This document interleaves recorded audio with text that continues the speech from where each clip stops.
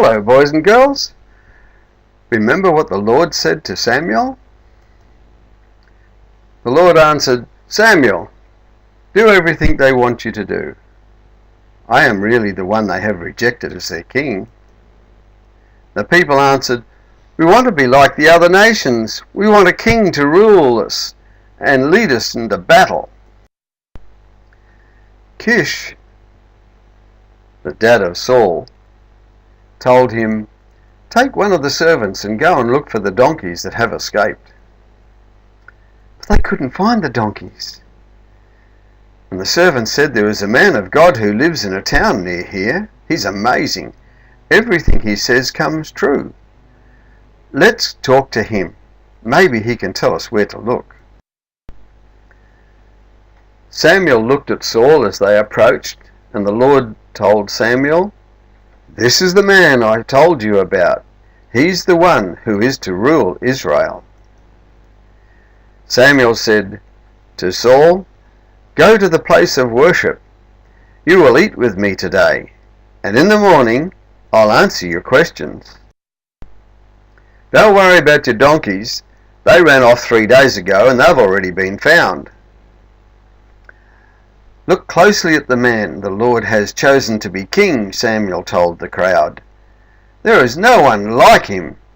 He's so tall.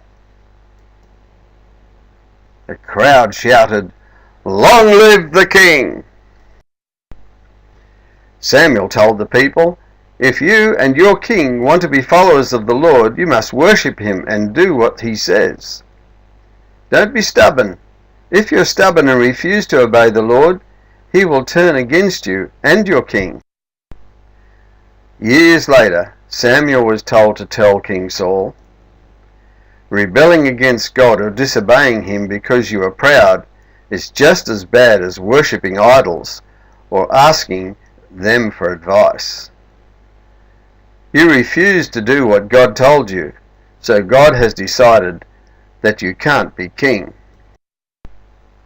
One day God said, Samuel, I've rejected Saul and I refuse to let him be king any longer. Take some olive oil and go and visit a man named Jesse who lives in Bethlehem. I've chosen one of his sons to be my king. At Jesse's in Bethlehem, God rejected 7 sons, and Samuel asked him, do you have any more sons? Jesse sent for David. He was the youngest. He was a healthy, good-looking boy with a sparkle in his eyes. As soon as David came, the Lord said to Samuel, he's the one. Get up and pour the olive oil on his head. He is to be king.